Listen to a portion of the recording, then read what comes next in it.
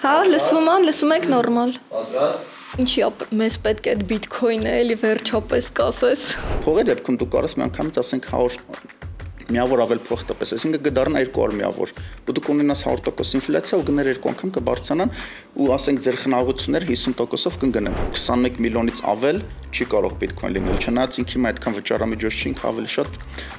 ոնց որ թվային ոսկի է։ Այս տրենդը շատ ակտիվ աննա վերջերս, որ տարբեր enterprise-ներ, ասենք սկսում են ուղղակի բիթքոյն առնել։ Ինքը 50-55 հազարի ժամանակ է վաճառը Գերմանիան։ Հա, ամերիկան ասեց, ես բիթքոյնը ոնց որ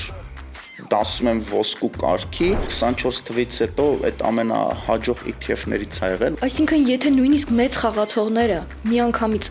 մեկը երկուսը մեծ վաճառք ունենա, երկրաշարժ կլինի, պարզ է, գնային անկում կլինի, բայց կործանում չի լինի։ Ես այդ եմ ուզում հասկացնեմ իմ դիտորդները։ Եթե դրա միջով բիթքոյն անցել է, իրանք հասկացան, որ չեն կարողանում բիթքոյնին, ասենք, ջախջախել, դրա համար սկսեցին ընդունել ու արդեն ոնց որ օրինականացրին։ Ամբողջ Հայաստանով հավաքվեն ամբողջ կառավարությունը ու ղեկավար, ով ուզում է լինի, նույնիսկ, չգիտեմ, միջազգային փորձագետներ կան, այդ սիգաձուկը չեն կարող Սևանից վերացնել, եթե ամբողջ լիճը չցամաքեցնեն։ Ասենք, եթե ամբողջությամբ այդ բիթքոյն մայներներին տարբեր երկրներում չգնաս բռնես ինչ որ sense տիպես որ փակեն, չես կարա։ Բայց չես կարող իմանալ բոլոր մայներներին, անհնար է։ Ու անհնար է, համ պրակտիկորեն անհնար է։ Հիմա ինքը ամենահայտնի Ethereum-ի վրա կառուցված layer 2-ը նոր տրենդ է գնում, որ բավականին ապակենտրոնացած application-ներ իրանց blockchain-ն են սարքում։ Թեև առաջին հայացքից թվում են կրիպտոն եւ արհեստական բանականությունը իրարից շատ տարբեր ոլորտներ են, չնայած հիանալի կարող են համադրվել, ինչու, որտեվ երկուսն էլ նախ հեղափոխական, արդեն հեղափոխական են, երկուսն էլ շատ արագ զարգացող տեխնոլոգիան են եւ ինձ թվում է միահյուսվելով կարող են ստեղծել Web 3-ի ապագա։ Առաջինը AI-ը ցանկացած տեխնոլոգիական պրոյեկտի development ինքը շատ արագացնելու է, հա։ Շատ հետաքրքիր է նոր AI agent-ների գաղափարը, ինքն արհեստական բանականությամբ աշխատող ագենտներ։ Դիտորդներ ջան, այսօր շատ յուրահատուկ հյուր ունեմ,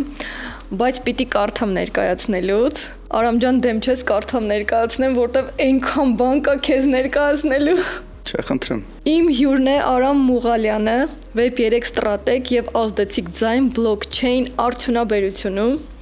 Ներկայումս նա զբաղեցնում է բիզնեսի զարգացման տնօրինի պաշտոնը Flipside Crypto-ում, հա,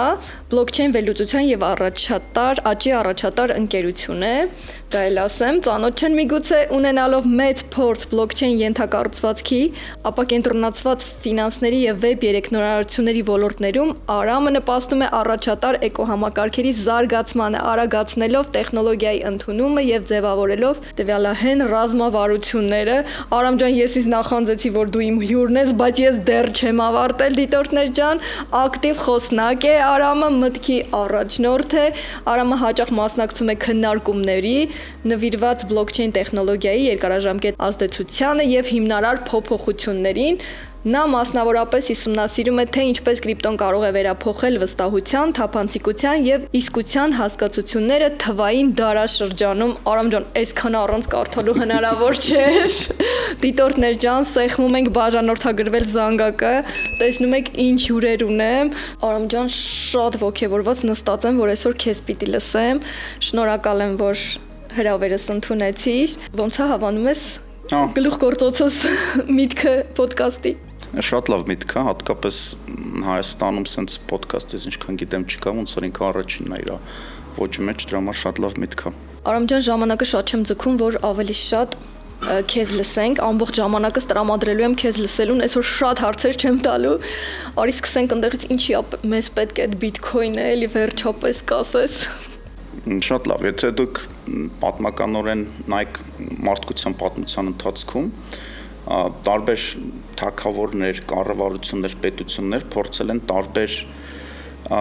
ֆենոմեններ ոնց որ ղեկավարեն, հա, այսինքն ամենահայտնին օրինակ կրոններ, օրինակ միջին դարերում կաթոլիկ եկեղեցիներ, ասենք կրոնի վրա ոնց որ մոնոպոլիա ունեն, հա, ու եթե դու ինչ որ ուրիշ հավատքեր քեզ հետապնդումների կընթարկեն։ Հետո ունեցանք մենք բազմաթիվ հեղափոխություններ, ոնց որ կրոնը արդեն կառավարման մաս չէր, ինքը ապակենտրոնացավ։ Այսինքն հիմա հիմնական եվրոպական արևմտյան պետություններում կրոնն ու պետությունները իրարից անջատված են։ Բայց կա մի շատ կարևոր գործիք, որը պետությունները համարյա բոլոր երկրներում իրանք դեռ միանշանակ մոնոպոլիա ունեն, ու դա ֆինանսներն է։ Ինչ նկատի ունեմ, mən շատ չխորանամ ֆինանսների մեջ, բայց մենք տարբեր դարերի ընթացքում ունեցել ենք տարբեր համակարգեր ֆինանսական, հա, այսինքն այն նախնադարում sense ասենք, հիմնականում եղել է այդ բարտերի գաղափարը, թե ուզում ես ինչ-որ մեկի տարեստուր անես, դու ուղղակի փոխանակում ես, ասենք, բրինձը կարտոֆիլի հետ, շատ կոպիտ օրինակ եմ բերում, բայց դա շատ հարմար չէր։ Դրա համար մարդիկ սկսեցին ման գալ այնպիսի մեդիում, որի միջոցով կկարողանան այդ փոխանակում անել, ու արդեն ունեցանք արծաթը, ոսկին, որը արդեն հազարավոր տարիների ընթացքում եկել հասել է միջին, սակայն դարի ընթացքում մարդիկ հասկացան, որ դա էլի պրակտիկ չի, ու եկան արդեն այն գաղափարին, որ ֆիատ արժույթ կար, սակայն այդ ֆիատի հետևում ոնց որ ոսկի կար, այսինքն backed by gold, ասենց ասած, հա։ Սակայն էլի լիքը պետություններ հասկացան, որ իրենց բյուջետային դեֆիցիտ ունեին, շատ դեպքերում, այսինքն իրանք ավելի քիչ եկամուտ ունեին, քան ծախսում էին, ու դու եկար գալիս են այն վիճակին, որ շատ դեպքերում իրանց պետք էր ավելի շատ փող, ու այդ փողը ոնց անեն, ասենք հեշտ ձևներ, որ ուղղակի ավելի փող տպենք, հա։ Քանի որ իրենց արժույթը կապված էր ոսկու, իրանք դա չեն կարողանում, դրա համար 71 թվականին Նիքսոնը այդ շատ հայտնի որոշում արեց, որ ֆիատ արժույթը արդեն ոսկում կպանջ չէր, այսինքն ինքը դարձավ ուղղակի ֆիատ արժույթ, ու միակ բանը, որ վստահություն էր տալիս, դա պրոստը կառավարության պետության խոսքն էր։ Հիմա ունենք մենք տարբեր երկրներ, որոշ երկրներ շատ կայուն են, ու համատաբար կայուն, օրինակ ամերիկան, եվրոպական երկրները, Ճապոնիա եւ այլն, հա, ու այնտեղի արժույթները ինչ որ արժեք են ներկայացնում։ Չնայած հակառակ կողմում ունես դու լիքը տարբեր ուրիշ պետություններ, որոնք շատ վատ ֆիսկալ պոլիսի արդյունքում ունեն այնպիսի վիճակ, որ իրանք ուղղակի փող են տպել ու դա բերել է հիպերինֆլյացիայի։ Ասենք Զիմբաբվեի օրինակ 2000-ականների վերջինի օրինակ, ես 2 ամիս առաջ Արգենտինայում այնտեղ ասենք տարեկան ինֆլյացիան 100%-ից ավել էր, նույնը Լիբանանում, Վենեսուելա եւ այլն, այսինքն օրինակները շատ են, հա։ Ու դա գալիս է նրանից, որ մի մարմին, որը ղեկավարվում է պետության կողմից, հիմնականում դա կենտրոնական բանկն է, ինքը ուղղակի իրավունք ունի, որ ինչ քանակությամբ ուզի ինքը կարող փող տպի։ Հիմա ինչով է դա վատ։ Սովորաբար մարդկանց աշխատավարձները ֆիքսված են ու իրանք շատ արագ չեն աճում։ Ունեցել են, որ լիքը մարդիկ իրենց խնաղությունները հենց պահում են իրենց լոկալ դրամային արժույթով, ասենք օրինակ դրամով կամ եւ այլն, հա։ Երբ որ պետությունը փող է տպում, ինքը ստացվում է, որ անուղղակիորեն քեզնից քո խնայողությունները վերցնում է առանց քո հարցնելու, որովհետեւ եթե ցանկացած տնտեսության մեջ, ասենք ասեմ, կա 100 արժեք գումար ու 100 արժեք ապրանք, եթե հիմա 100 արժեք ապրանքը նույնն է մնում, դու չես կարող իրան միանգամից sense ավելացնես, բայց փողի դեպքում դու կարաս միանգամից ասենք 100 միավոր ավել փող տպես, այսինքն կդառնա 200 միավոր, ու դու կունենաս 100% ինֆլյացիա ու գներ 2 անգամ կբարձրանան ու ասենք ձեր խնայողությունները 50%-ով կընկնեն։ Սա ասենք շատ լուրջ խնդրեմ է, ասենք խնդիրներից մեկն է, հա, մյուս խնդիրն է, որ մենք ունենք բանկային համակարգ, որը շատ ոչ էֆեկտիվ էր, ասենք շատ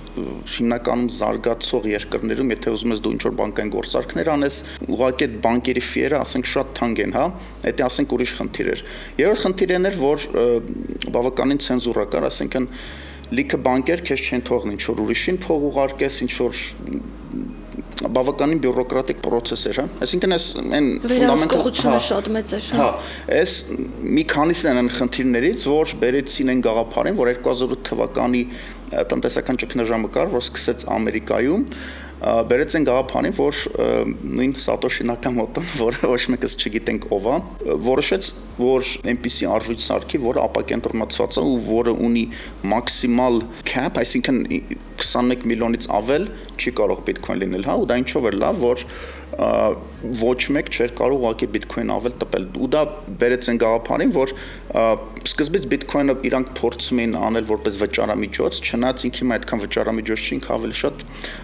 ոնց որ թվային ոսկի է։ Ու դա բերեց տարիների ընթացքում գաղափարի, որ մենք ունեցանք բիթքոին, որը ոչ մեկի կողմից չի կառավարվում, ու մարդկանց տալիս է մի ներդրումային ինքը հանդիսում այնպիսի ներդրում, որ դու եթե ներդրում ես անում, սովորաբար ինքը ճիշտ է volatility ունի, ասենք ինքը իր գինը բարձրանում է, տատանողականությունը մեծ է, բայց ինքը երկարաժամբետ պերսպեկտիվով ես համարում եմ, որ ինքը շատ լավ ներդրում է, որովհետև եթե դու բոլոր երկրներում ունես ինֆլյացիա, ու ասենք ցանկացած երկրի այդ դրամային քանակը անընդհատ ինքը աճում է, որտեղ հիմնականում պետությունները ավելի փող են տպում, դա ավելի արագ ալնում, քան իրանց ընդհանուր հնան աճում։ Բիթքոինի դեպքում դա չի լինում։ Այսինքն բիթքոինը շատ նման է ոսկուն, որտեղ ոսկին հիմնական պատճառը, որ ոսկին շատ արժեքավոր է, այդ ինչը, որ ինքը ոսկի է, որ մենք հագնում ենք կամ ասենք իրան ուրիշ, չգիտեմ, միկրոչիպերի մեջ են ասենք ոսկի օգտագործում, ոսկու հիմնական առավելությունն է, որ ինքը շատ դժվար է ոսկու ընդհանուր համաշխարհային ծավալները շատ արագ ավելացնել, ինչի, որովհետև դու պետք է շատ բարդ աշխատանք կատարես, այդ նույն Bitcoin-ի նման է, անալոգիան proof of work, այսինքն դու պետք է գնաս ինչ-որ հանք, այդ հանքը փորես, այդ ոսկու հանածոները հանես, հետո մշակես, այսինքն ինքը շատ ինտենսիվ process է, ինչ-որ մեկը չի կարող շատ արագ, ասենք կրկնապատկի, ասենք մատ ինչ-որ գրիչով կամ ասենք կամպյուտերային մի հատ հպումով ասենք այդ կրկնապատկի նույնը ասենք որը լինում է շատ հաճախ ֆիատ արժույթի դեպքում որ շատ հեշտ իրան կարելի է ուղղակի ինֆլյացիա անել, այսինքն ավելացնել իր ծավալները, ոսկու դեպքում դա շատ դժվար է ու նույնը շատ դժվար է Bitcoin-ի դեպքում։ Ու դա բերեց այն բանին, որ Bitcoin-ը հանդիսացավ այնպիսի ներդրում, որ մարդիկ հասկացան, որ ես այդ Bitcoin-ի մեջ դնեմ, նախ Bitcoin-ը ֆիքսված է, ինքը 21 միլիոնից երբեք ավել չի լինի, ու ինչքան ժամանակ անցնի, այնքան ավելի շատ մարդ կգա, ու Bitcoin-ի քանակը մնա 21 միլիոն, եթե դու ունես, ասենք, ֆիքսված քանակ ու էլ ավելի շատ մարդիկ անդադ որ գալի ու հետաքրքրված են դրանով, դա բերել է նրան, որ իր գինը աճել է։ Այսինքն Bitcoin եղավ մի այնպիսի ապակենտրոնացված թվային ոսկի, որը հնարավորություն տալի ցանկացած մարդու համար ցանկացած աշխարհի կետում դա առնի ու նաև կա այդ self custody գաղափարը, որ ասենք քո Bitcoin-ը քո էլեկտրոնային դրամապանակում դու ես պահում, ոչ թե բանկում, որովհետև բանկը էլի, չգիտեմ, կարող է քո հաշիվը սառացնի, բանկը կարող է բանկրոտ լինի, եթե ասենք դու Ամերիկայի պես երկրից էլի պետությունը կգա, ասենց ասած bail-out կանի այդ բանկի ով փողա կորցնում, ոնց որ ապահովագրություն համակարգ կա, հա, այնտեղ ունենց կանի, որ մարդիկ այդ գումարը չկորցնեն, բայց շատ ուրիշ երկրներում, ասենք, մենք երևելի կհիշենք, որ լիքը դեպքերում բանկեր ուղղակի բանկրոտելում մարդիկ գումարները կորցնում են։ Դրա համար Bitcoin-ը այնպիսի բան է, որ ինքը թողում է, որ դու self custody անես, դու քո ֆանդերը քո մոտ պահես, ու ինքը թողում է, որ ցանկացած ժամանակ, եթե դու ինտերնետ ունես, իրան կարաս փոխանցես ու ի տարբերություն ոսկու ինքը նա շատ ծանր չէ, այսինքն դու կարաս շատ հեշտությամբ ճանապարհես երկրից երկիր ու այդ Bitcoin ասենք քո մոտ լինի ու ոչ մեկ չիմանա, որը քեզ հաստատ չեն թողի ոսկով անես։ Ու այդ հիմնական ֆունդամենտալ խնդիրները, որ կրիպտոն լուծում է, մենք շատ տարբեր ձևի կրիպտոներ ունենք, բայց եթե նայեք ասենք հիմա մոտ 2.7 տրիլիոն կրիպտոյի ընդհանուր market cap-ն, այսինքն սաղ կրիպտոներ ինչքան կան ընդհանուր արժողություն այդքան է, դրանից մոտ 1.7 տրիլիոն ասենք Bitcoin-ն է, ինքը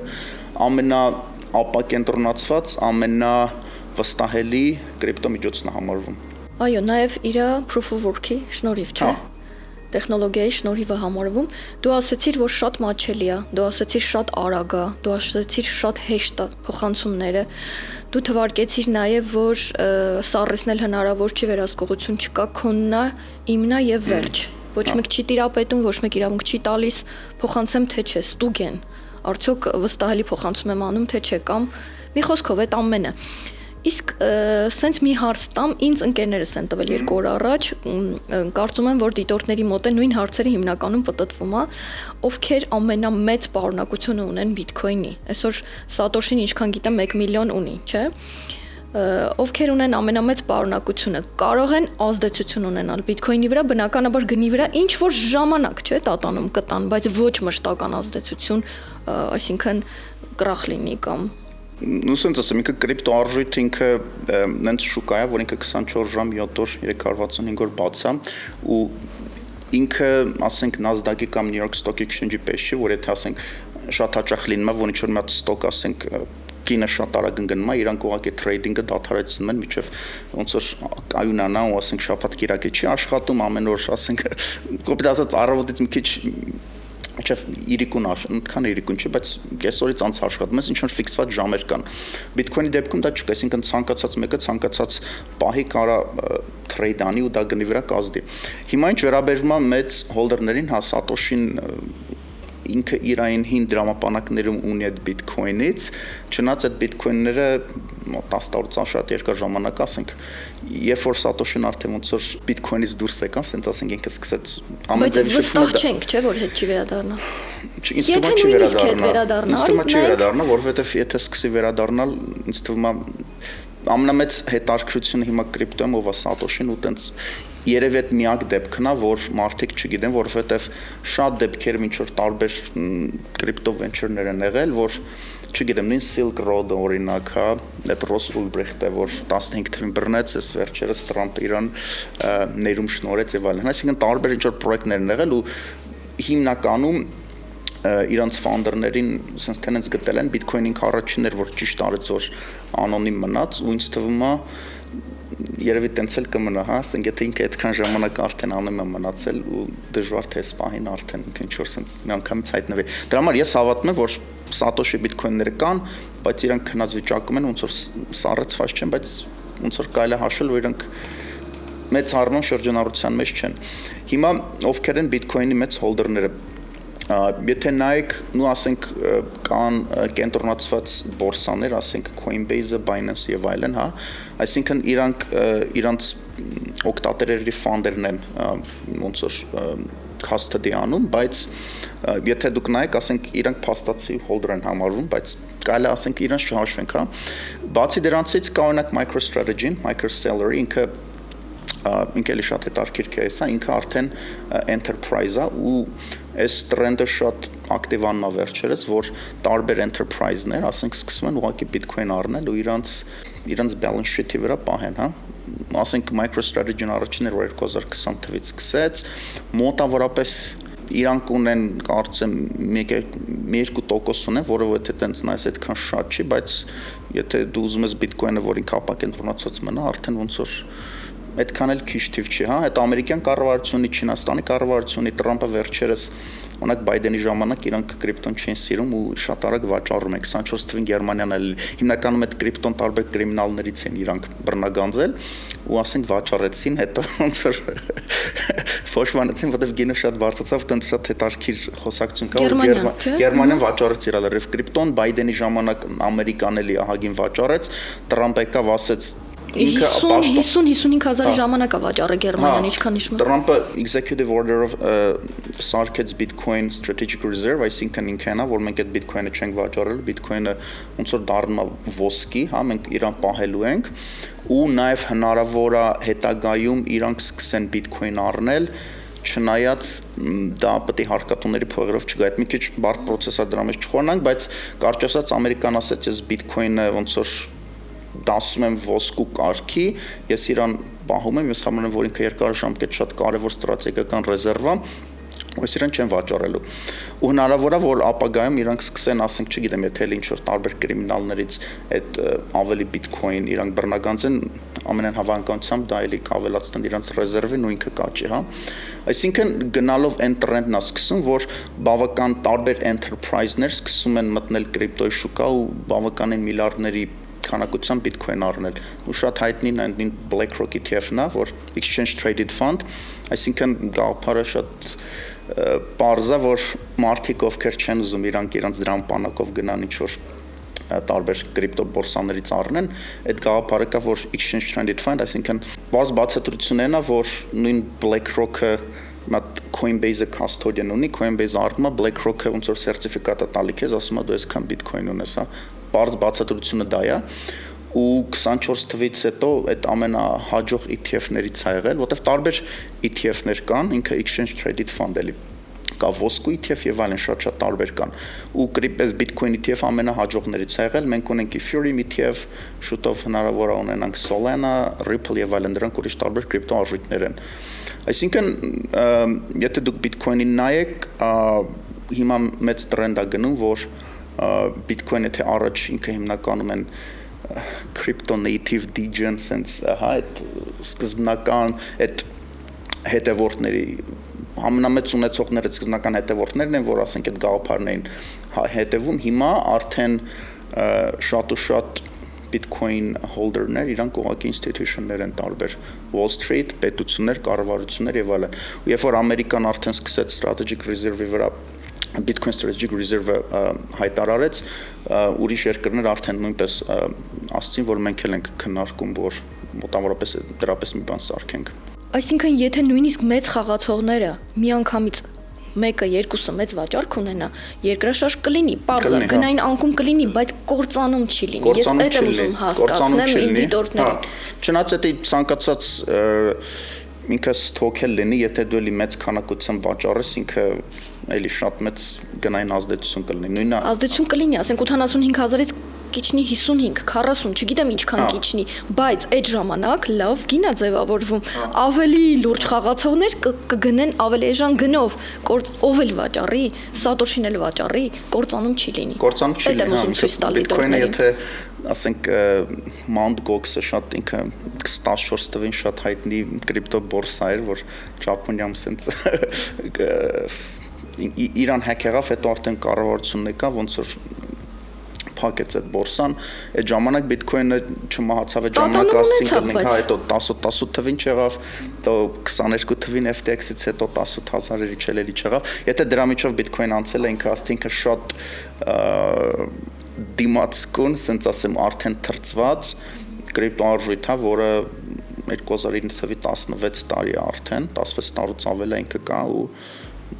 դա արդեն են ապացույցն է, որ եթե այն ժամանակ իրանք չկարողացան Bitcoin-ին ոնց որ ջախջախեն, որտեվ այն ժամանակ ուզում են, որտեվ դրանք հասկանում են, որ հնարավոր է, որ դա, ասենք, մեր ֆիատ համակարգին ինչ որ վտանգ լինի, իրանք հասկացան, որ չեն կարողանում Bitcoin-ին, ասենք, ջախջախել, դրա համար սկսեցին ընդունել ու արդեն ոնց որ օրինականացրին։ Վերջերս նույնիսկ լուրջ ակումբում, գործարարների ակումբում բանավեճ էր գնում, որ երբ կգա Bitcoin-ի վերջը, անկեղծ ասած մի օրինակ ծագեց, այս օրինակ ուզում դիտորդների հետ էլ կիսեմ, որ եթե Սևանա լճում մի ժամանակ միայն իշխան ձուկ էր, գիտես, սիկ ձուկ գոյություն չուներ։ Ինչ որ մեկը հասարակ մարդ, ոնց որ Սատոշի Նակամոտոն, հա, ինչ որ մի ժամանակ հասարակ մարդ էր, բերել բաց է թողել սիգաձուկը ու հիմա ամբողջ Հայաստանով հավաքվեն ամբողջ կառավարությունով ղեկավար, ով ուզում է լինի, նույնիսկ, չգիտեմ, միջազգային փորձագետներ կան, այդ սիգաձուկը չեն կարող Սևանից վերացնել, եթե ամբողջ լիճը չցամաքեցնեն։ Համաձայն ես, նույն կերպով համաձայն չես Bitcoin-ը,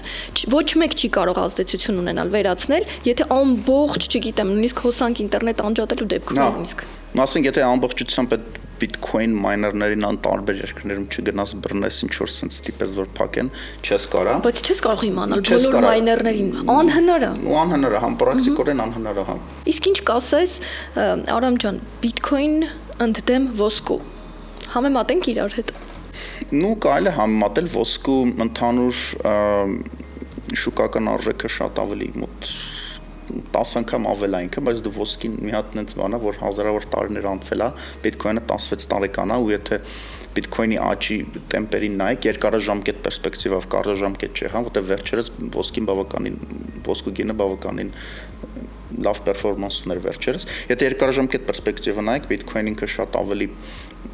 արագաճով շատ ավելի պերսպեկտիվնի ասset է, քան ոսկին, հա։ Ну, տարբեր առումներից նախ առաջինը այդ նույն self custody գաղափարն է, որ եթե դու Bitcoin ունես, դու կարաս քո Bitcoin-ը ոնց որ պահես քո մոտ ու ինչ որ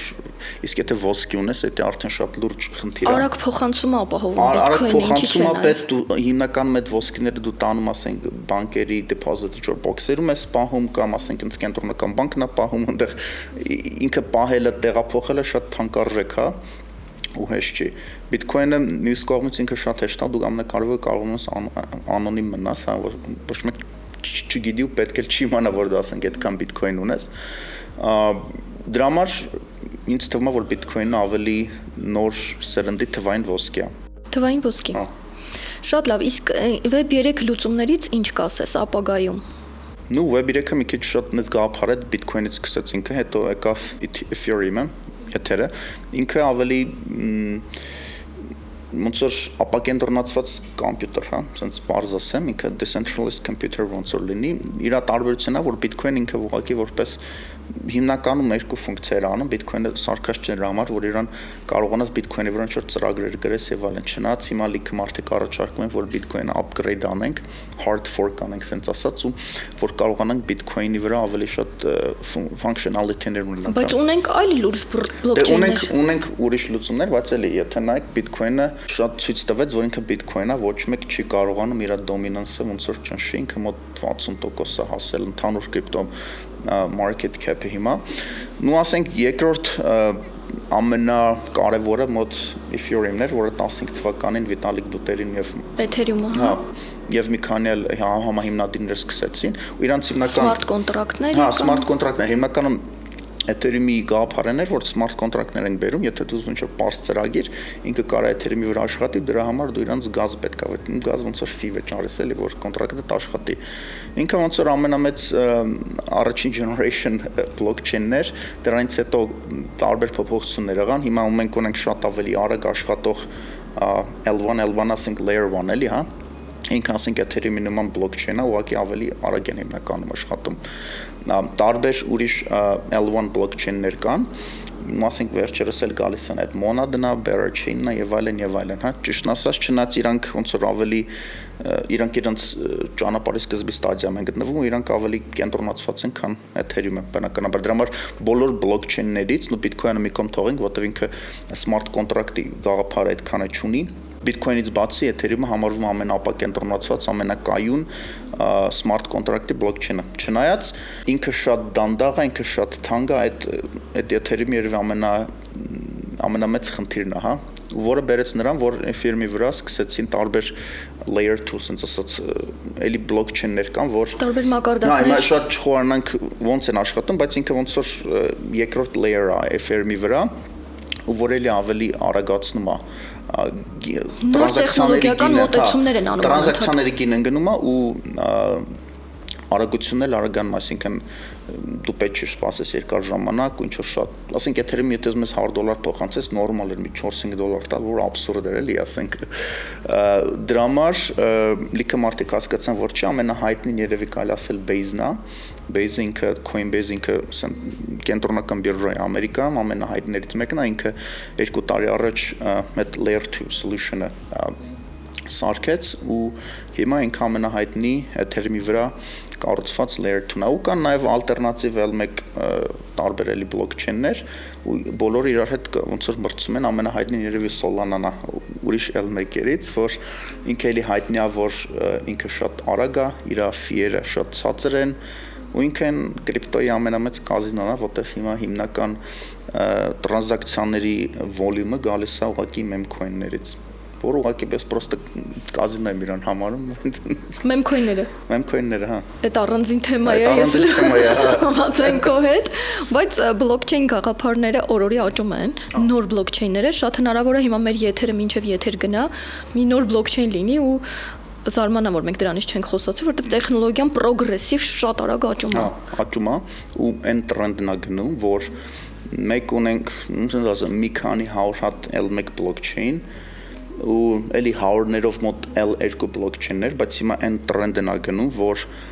գալիս այդ app chain-ի գաղափարը, այսինքն application ու chain էլի, այսինքն եթե դու շատ հայտնի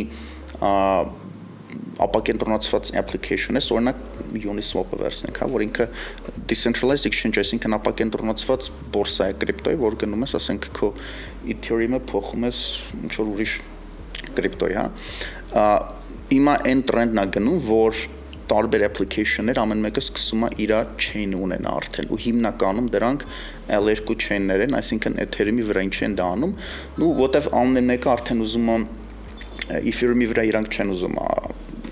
ոնց որ աշխատեն, իրանք պետք է ավելի արագ chain, ու եթե դու առնակ գնաս ուրիշ chain-ի վրա, այդ fee-ը որ վճարում ես, այդ հիմնականում այդ chain-ին է գնում, եթե դու քո chain-ը սարքես, այդ fee-ը որ user-ները վճարում են, այդ fee-ը քեզ են գալիս։ Ու հիմա այն նոր տրենդ է գնում, որ բավականին ապակենտրոնացված application-ներ իրանք blockchain-ն են սարքում, որովհետև դա իրանք տալիս է մի քանի առավելություն։ Առաջինը իրանք կարողանում են իրանք blockchain-ը ըստ իրենց application-ի պահանջների սարքեն, եւ երկրորդը, երբ որ դու ունես քո blockchain-ը, այդ բոլոր fee-երը, որ քո user-ները վճարում են, իրանք հիմնականում քեզ են գալիս։ Օրինակները, որ Uniswap-ը սարքեց Unichain-ը, Hyperliquid ինքը իր chain-ն ունի, ու տարբեր, այսինքն sense տարբեր ապակենտրոնացված բիրժաներ, application-ներ հիմա իրանք chain-ն են անում, այդ կոչվում է app chain, ու տրենդը գնում է նրան, որ 4-5 տարի հետո մենք ունենալու ենք մոտավորապես հազարավոր chain-ներ,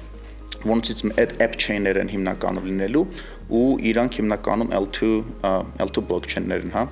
Հարամ ջան, այնքան ես քո հետ ժամերով կխոսեմ, բայց քանի որ մենք ժամանակի սահմանափակում ունենք, մի հատ շատ կարևոր թեմա կա, որ կուզեմ նաև քո հետ շոշափել։ Գիտես, թեև առաջին հայացքից թվում են կրիպտոն եւ արհեստական բանականությունը իրարից շատ տարբեր ոլորտներ են, չնայած հիանալի կարող են համադրվել, ինչու, որտեվ երկուսն էլ նախ հեղափոխական, արդեն հեղափոխական են, երկուսն էլ շատ արագ զարգացող տեխնոլոգիան են եւ ինձ թվում է միահյուսվելով կարող են ստեղծել Web 3-ի ապագան, հա։ Հարցս այսպես ձևակերպեմ, ինչպես ես տեսնում դու այդ երկուսի համադրումը, կրիպտոն եւ արհեստական բանականությունը։ Շատ հետաքրքիր թեմա իրականում։ Ինձ թվում է AI-ը, արհեստական բանականությունը կամ AI-ը ինքը բերելու է կրիպտոյի էվոլյուցիայի մյուս փուլին, ինչու, հա։ Նախ առաջինը AI-ը ցանկացած տեխնոլոգիական պրոյեկտի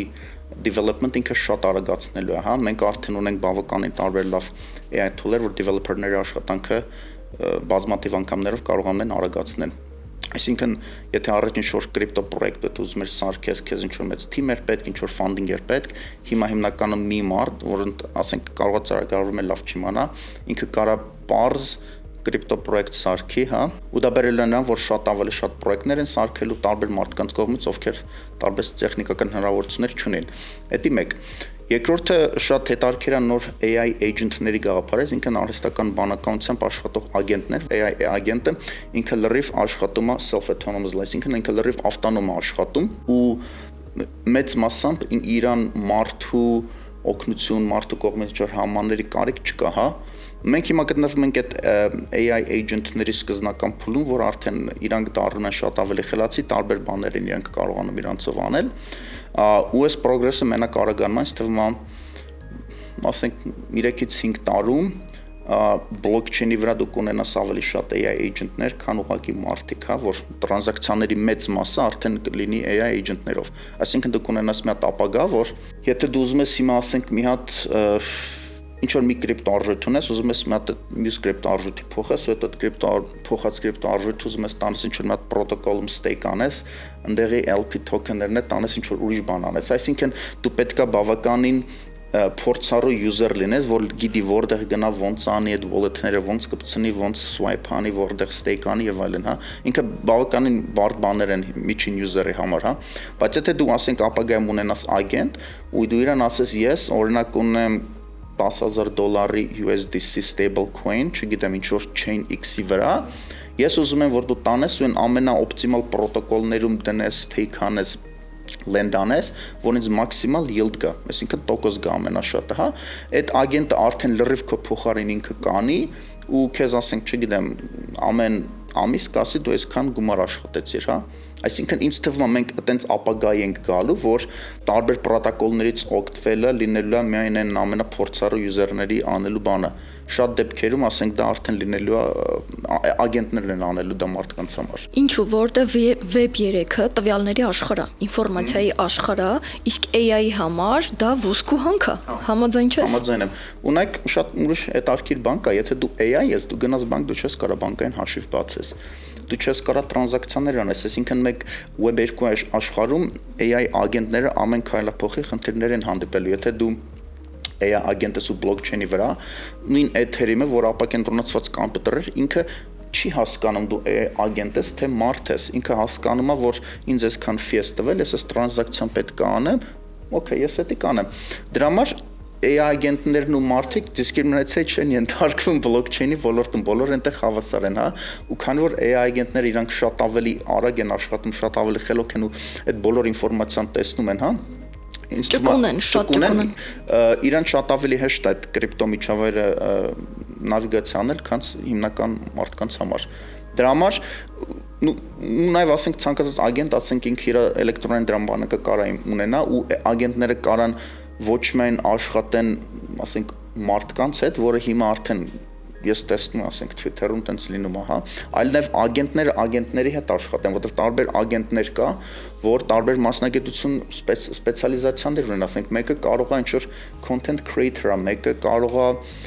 լավ կոդ է գրում, մեկը կարող է լավ նկարներ է կարողանում ջեներացնել ու ասենք ունենալու է այնպիսի էկոնոմիա, որ ագենտները իրար հետ աշխատեն, իրար վճարեն կրիպտոյով ու ինքը լրիվ նոր գաղափար է, որ մենք ոնց մի քիչ դժվար է պատկերացնել, բայց դուք ունենալու ես ագենտների էկոնոմիա։ ու իրանց տրանզակցիաները շատ ավելի շատ են լինելու chain-երի վրա, քան ասենք նույն մարդկանց ապագայում։ Անխուսափելի է Արամ ջան, ես ինքս զգում եմ անխուսափելի է AI եւ V3 տեխնոլոգիաների համադրումը անխուսափելի է ու ամենապահանջված ոլորտներն են ու ամենաարագ զարգացող հեղափոխական տեխնոլոգիաներն են միանշանակ։ Արամ ջան, քո հետ կարելի է ժամերով խոսել, բայց ես ժամանակի սահմանափակում ունեմ։ Դու վերադառնում ես նորից Սինգապուր, իմ հյուրը Սինգապուրից է եկել, իմիջայլոց ասեմ հետևեք Արամի ալիքներն եմ հենց հիմա ձեզ ցույցադրում եւ LinkedIn-յան շատ մեծ ինֆլուենսեր է Արամը, շատ տեղեկացված։ Արամ ջան, քանի տարվա փորձ։ Ես կրիպտոն առաջի Bitcoin-ը 2018-ին եմ առել, բայց sense full time crypto-ում 20 թվից ոնց որ աշխատում եմ։ 5-ից 7 տարվա փորձ։ Արամ ջան, անչափ շնորհակալ եմ։ Վերադառնալուց նորից հյուրընկալելու ես, չէ՞ ինձ։ Անպայման։ Անչափ շնորհակալ եմ ձեզ։ Շնորհակալություն։